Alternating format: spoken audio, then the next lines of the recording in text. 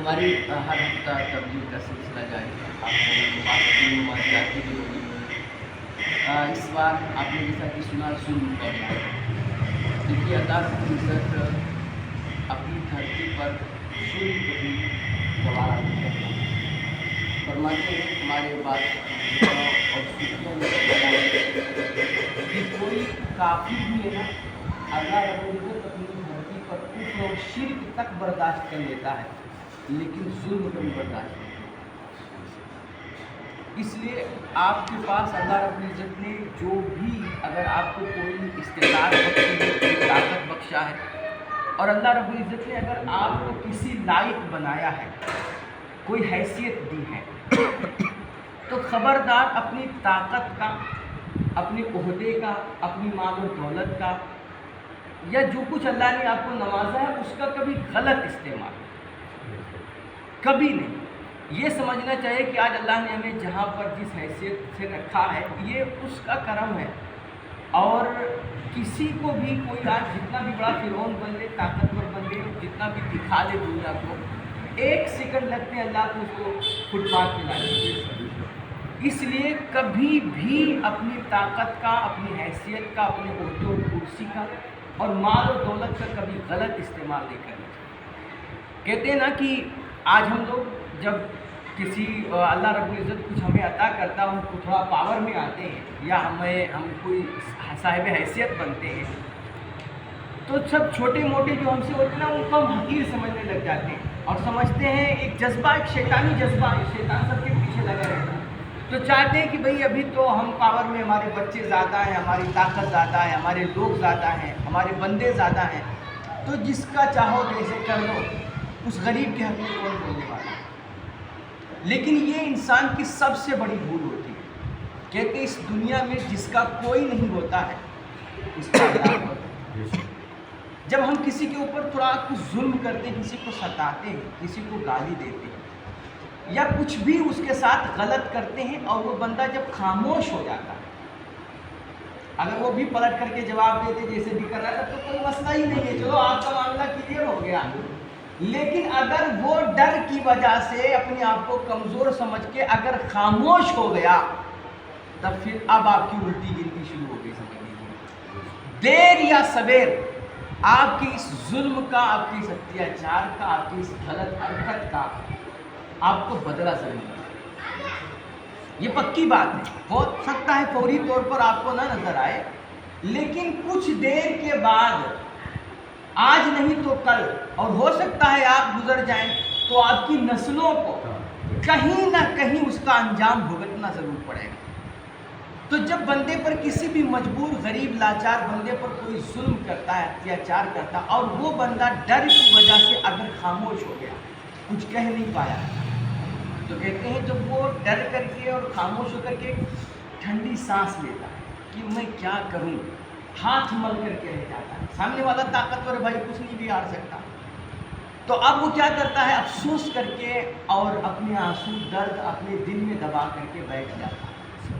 اس کے دل سے پھر جو ایک ٹھنڈی آہ نکلتی ہے نا کہتے ہیں اللہ کے نبی علیہ الصلوۃ والسلام فرماتے ہیں اتقوا دعوت المظلوم فإنها لیست بینها وبین اللہ حجاب کہ خبردار تم مظلوم کی بددعا سے بچنا اس کی آہ سے بچنا کیونکہ اس کے دل سے جو ایک آہ نکلتی ہے یہ ظاہر میں تو ایک آہ ہوتی ہے لیکن اس میں پاور اتنا ہوتا ہے کہ اللہ کے عرش کو ہلا کر کے رکھ دیتی ہے. اللہ کے عرش کو ہلا دیتی ہے. اور پھر کہتے ہیں اللہ پھر ظلم کرنے والے کو کبھی چھوڑتا نہیں. اس لیے کبھی بھی اللہ کے کسی بھی بندے پر کسی بھی کمزور پر یار اپنی طاقت کا غلط استعمال کریں. ہر کسی کے ساتھ اگر کسی کا کام آ سکتے ہو تو کام آؤ نہیں تو کسی کا کام بگاڑو.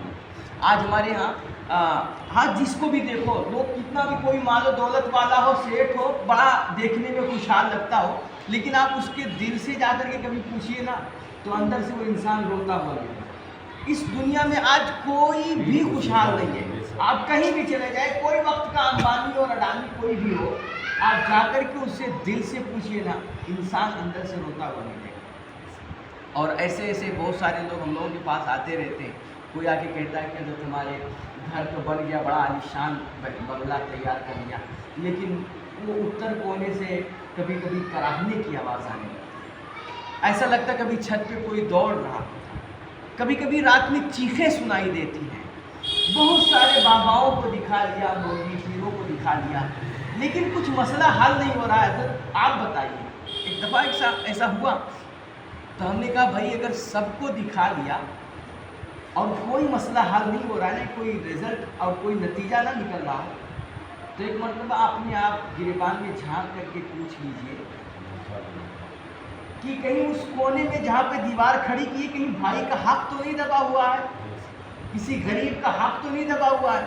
ज़रूरी नहीं कि आसेब ही की वजह से आप परेशान हैं, भूत प्रेत शैतान की वजह से। ये मजलूम की आह भी इंसान को डिस्टर्ब करके रख देती है, ज़िंदगी जहन्नम बना देती है। ये किसी भी मजलूम की जो आह होती है ना, जिसको हम किसी को सताते हैं, याद रखिए किसी को भी सता, ये कुदरत का नियम है।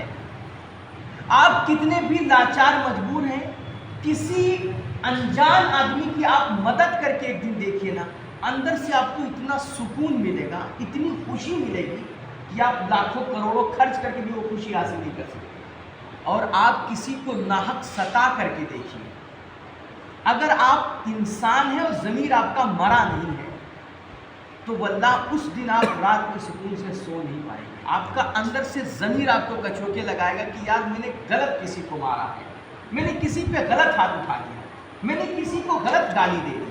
अंदर से आपका दिल आपको कचोके लगाएगा कि ये तूने गलत किया। तो किसी को भी आप सता करके ना सुकून की नींद सो नहीं सकते। या तो शैतान हो जाइए आप, ज़मीर मर जाए आपका। लेकिन अगर कोई भी जिंदा दिल इंसान है तो किसी के साथ गलत करके वो सुकून की नींद सो नहीं सकता है। और अगर अपने आप को किसी तरह भी समझा बुझा करके एक रात, दो रात, साल, 2 साल जी भी लिया, सुकून से सो भी लिया, तो फिर ये न समझे कि और हाँ, अगर यहाँ हो सकता है कभी कभार क्या है, दुनिया में उसका ये जाहिर नहीं होता उसका अंजाम, तो फिर आखिरत में तो पक्का है। अभी आपने हदीस सुनी कि हुजूर पाक ने पूछा कि ये बताओ सबसे ज़्यादा मुफलिस, लाचार और गरीब इंसान कौन है?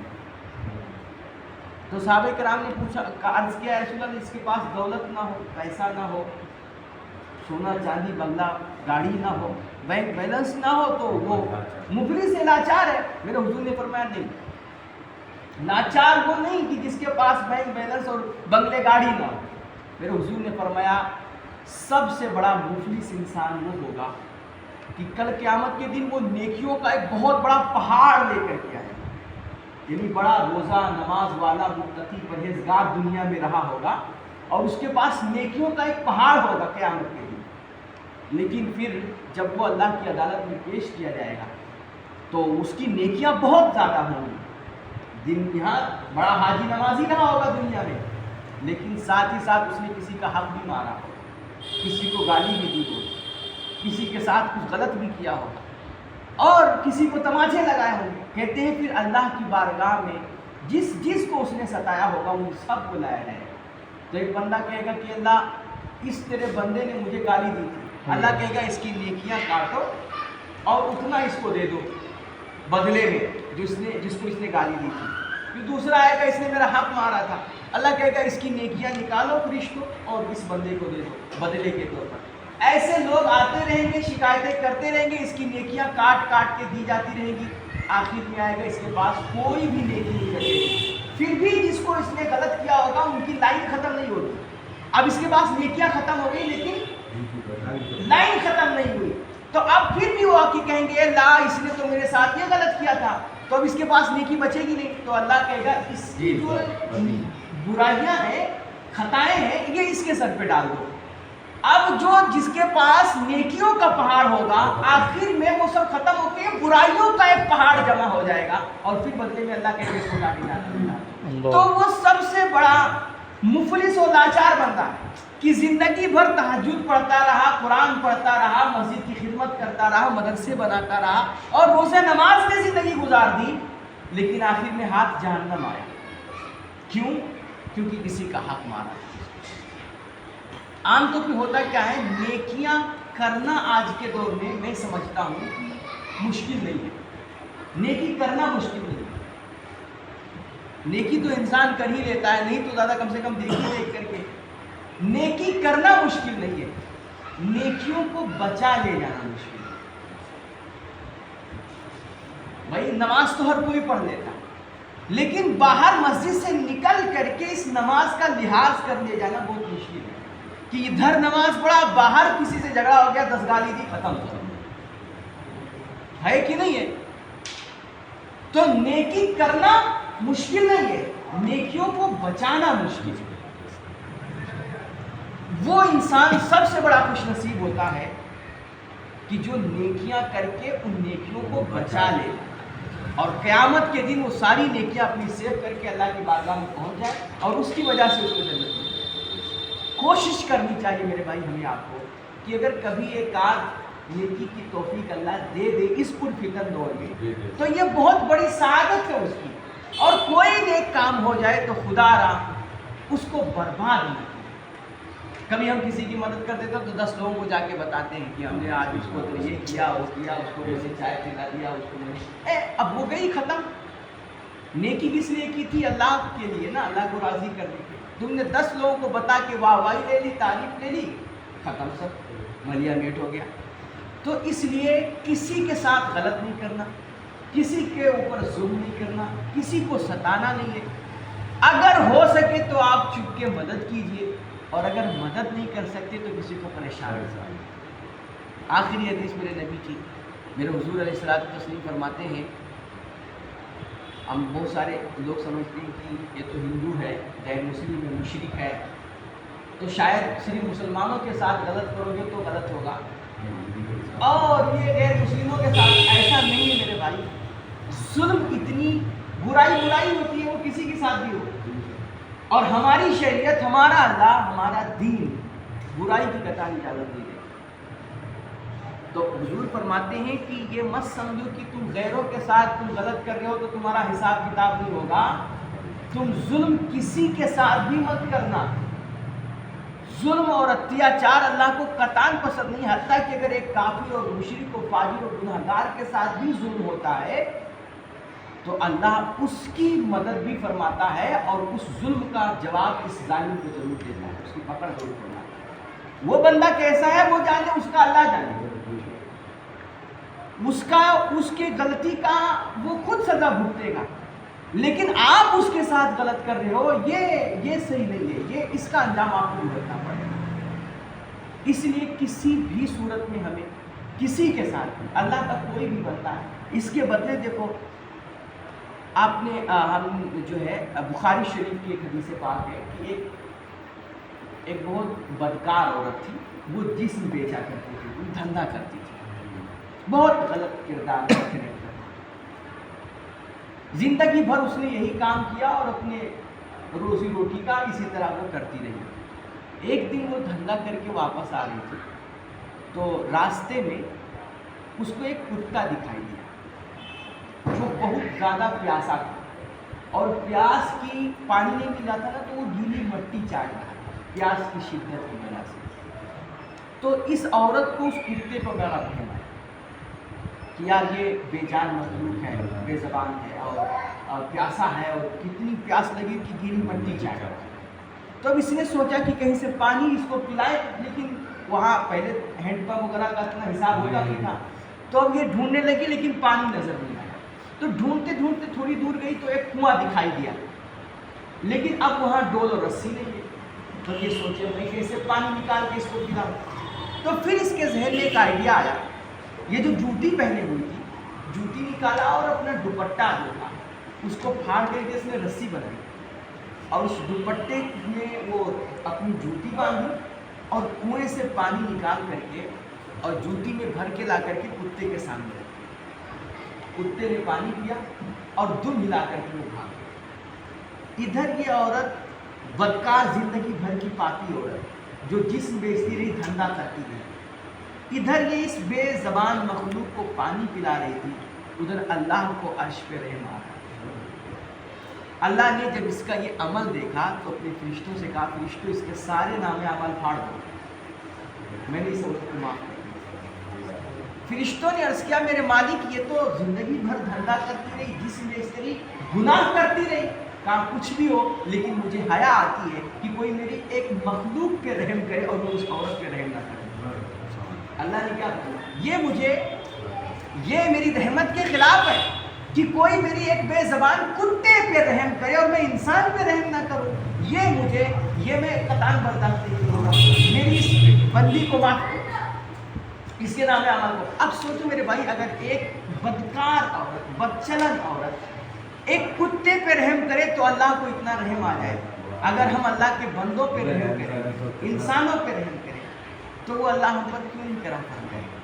میرے حضور نے ایک اصول بتایا دنیا سے، آج ہم لوگ نا ان سے مولانا صاحب سے، پیر صاحب سے، سب سے جا کر کے امام صاحب سے دعا کراتے ہیں، اللہ وہ لوگ ہمارے اوپر رحم کرے، ہم پر راضی ہو جائے ہم سے اور ہمارے خطاؤں کو معاف کر دے، بہت پریشان ہے اللہ رحم کر دے۔ میرے نبی نے فرمایا کہ تم ان سے بھیک مت مانگو رحم کی، ٹھیک ہے دعا کرا دو اپنے طور پر، لیکن ایک اصول بتانا، ایک قاعدہ ہے، اس کو فالو کرو، اللہ تم پہ رحم کرے گا۔ فرمایا کیا؟